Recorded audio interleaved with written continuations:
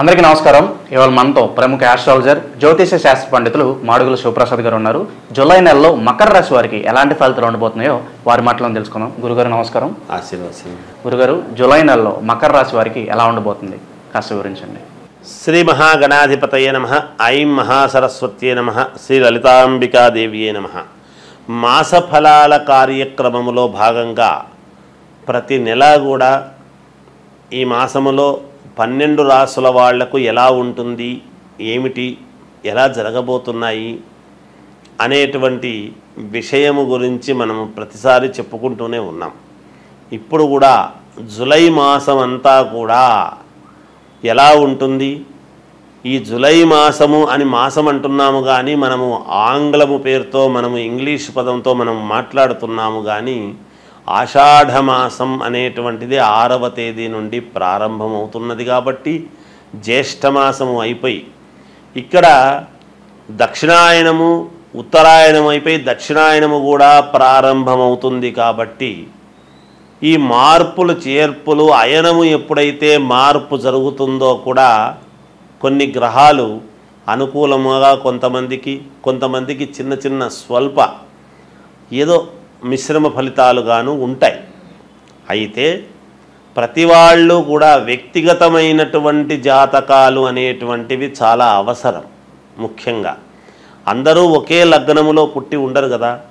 ఎవరెవరు ఏ లగ్నములో పుట్టి ఉంటారో ఆ లగ్నము నుండి మనము చూసుకోవాల్సినటువంటి అవసరము ఉంటుంది. కాబట్టి పైగా ఈ మాసములో శని వక్రగతి అనేటువంటిది కూడా ఉన్నది. కాబట్టి ఎవరెవరికి ఎటువంటి ఫలితాలు ఇస్తారు, ఏమిటి, ఆ ఫలితాలు ఎలా ఉండబోతున్నాయి అనేటువంటి దాని గురించి ఇప్పుడు నేను మీకు క్షుణ్ణంగా తెలియజేస్తాను.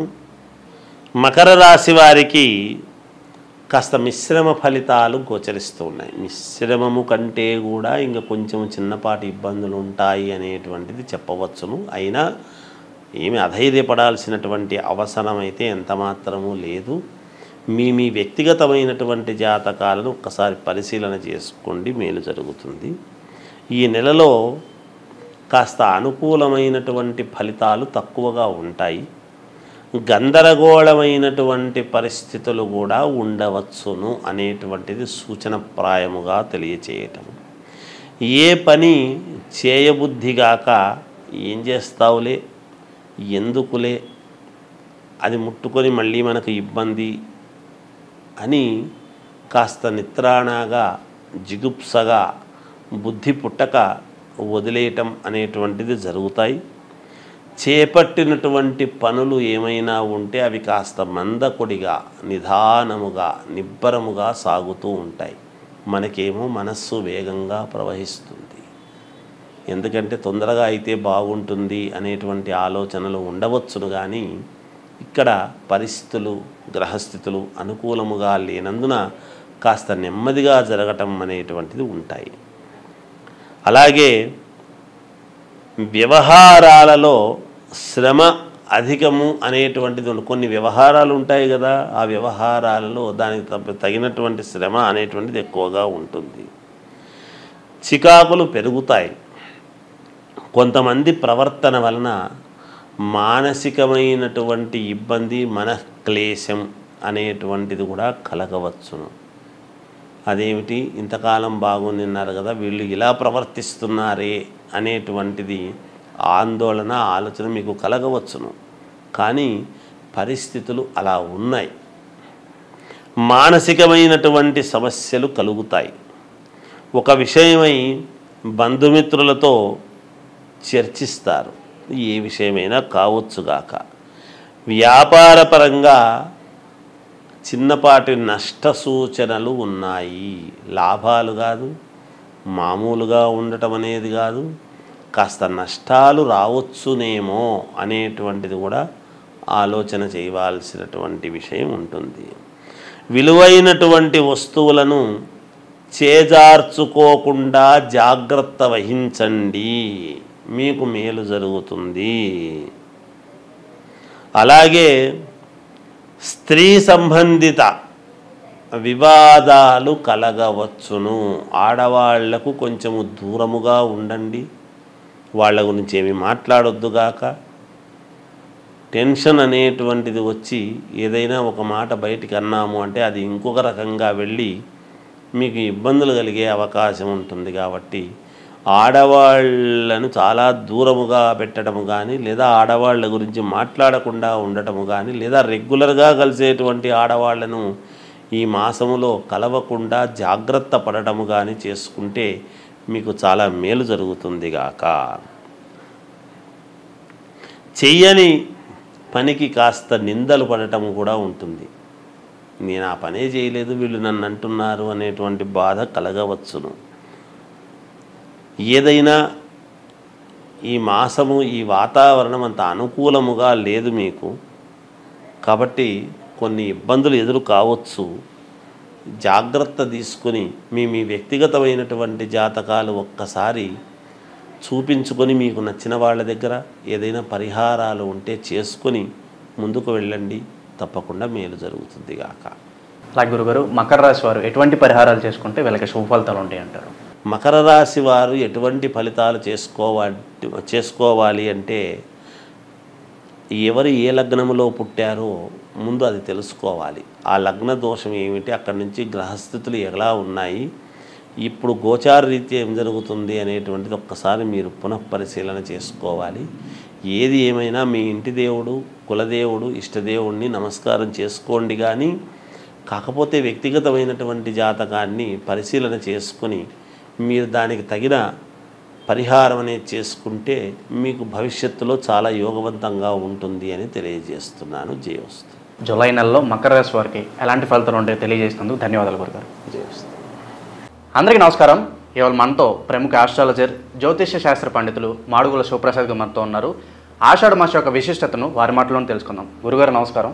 ఆశీర్వచనం నాయన. గురుగారు, ఆషాఢ మాసం యొక్క విశిష్టతను కాస్త వివరించండి. అలాగే ఆషాఢ మాసంలో చేయాల్సిన పనులు ఏంటి, చేయకూడని పనులు ఏంటి కాస్త వివరించండి గురుగారు. శ్రీ మహాగణాధిపతయే నమః. ఐం మహాసరస్వత్యే నమః. శ్రీ లలితాంబికాదేవ్యై నమః.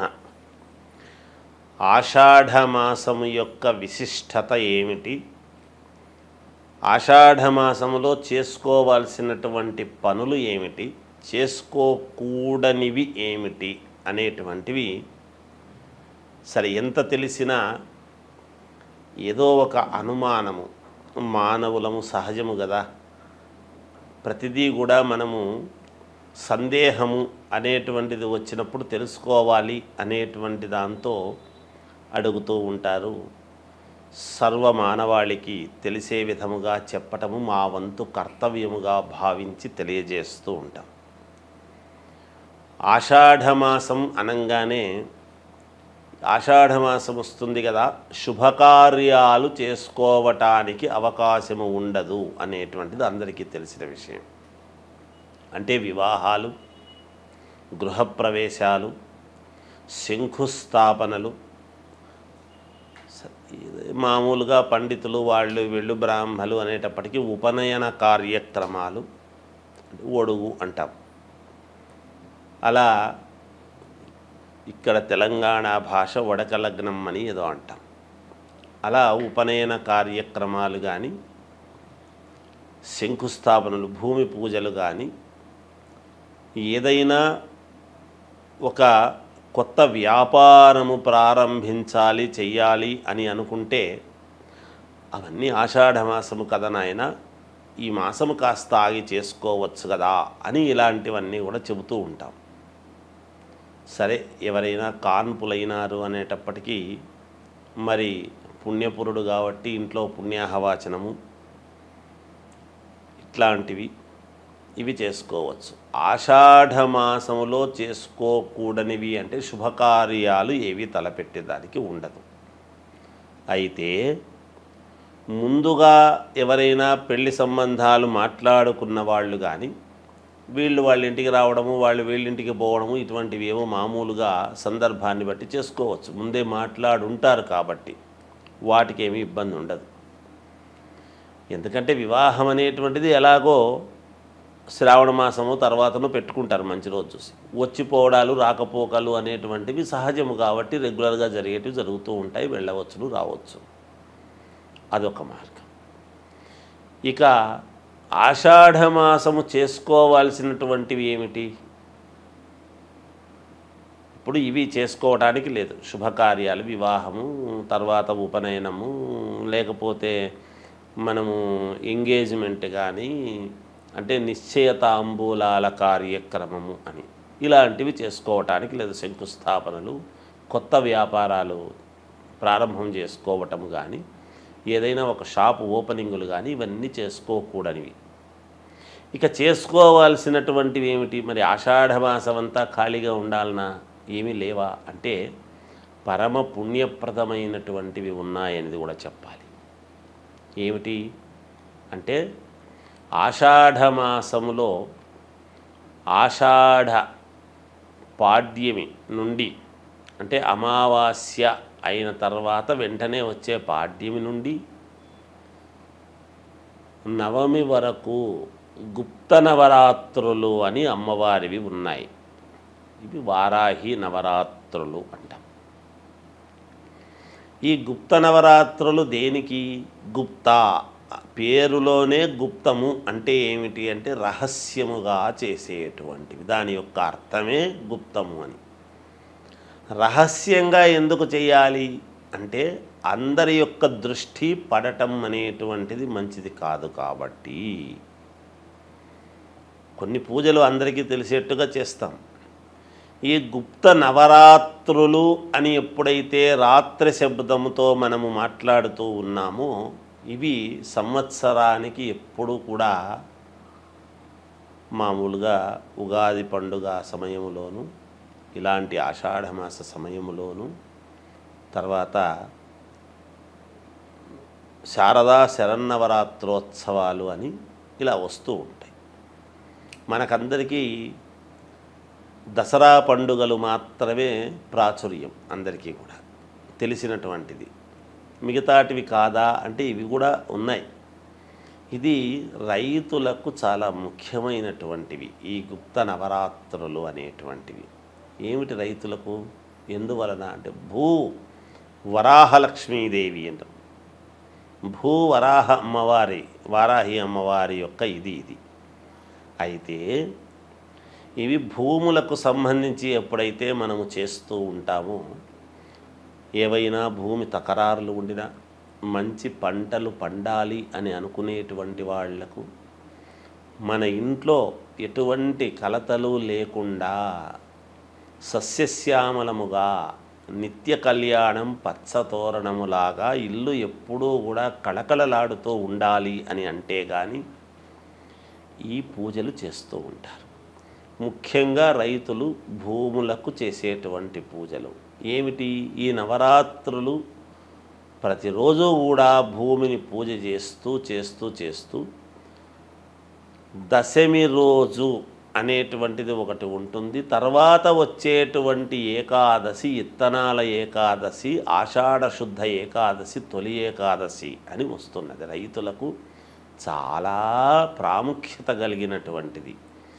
ఈ దశమి నాడు ఈ నవరాత్రులు ఎప్పుడైతే అమ్మవారిని భూమిని మనము పూజ చేస్తూ ఉంటామో, మరి పంచభూతాలలో ఒకటి అయినటువంటి భూమాతను ఎప్పుడైతే మనము నమ్ముకొని కదా ప్రతి రైతు కూడా పూజ చేస్తాడో, ఆకాశము కరుణించి వర్షాన్ని ఇవ్వటం అనేటువంటిది దశమి నాడు జరుగుతుంది.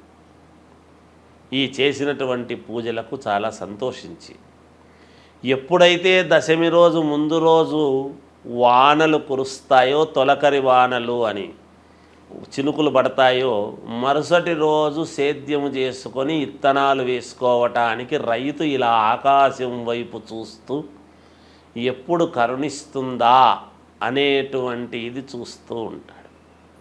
రైతులకు చాలా విశేషమైనటువంటిది, పుణ్యప్రదమైనటువంటి మాసము ఈ ఆషాఢ మాసము. రైతులకు చాలా ముఖ్యము అని అంటున్నాము అంటే మనందరికీ రైతు ముఖ్యము కదా. అన్నము అనేటువంటిది, రైతు అనేటువంటి వాడు లేకపోతే అన్నం ఎక్కడి నుంచి వస్తుంది? మనకు ఏ పంట రావటం కష్టమే. అందువలన అలా పంటలు పండించేటువంటి రైతులు చాలా సంతోషంగా ఉండటానికి ఈ ఆషాఢ మాసము అనేటువంటిది చాలా ముఖ్యమైనటువంటి మాసము. ఒక రకంగా రైతులకు చాలా పుణ్యప్రదమైనటువంటి ఇవి వస్తూ ఉన్నాయి అనేటువంటిది తెలియజేస్తూ జయోస్తు. ఆషాఢ మాసం యొక్క విశిష్టత, అలాగే ఆషాఢ మాసంలో చేయాల్సిన పనులు, చేయకూడని పనులు వివరించినందుకు ధన్యవాదాలు గురుగారు. జయోస్తు.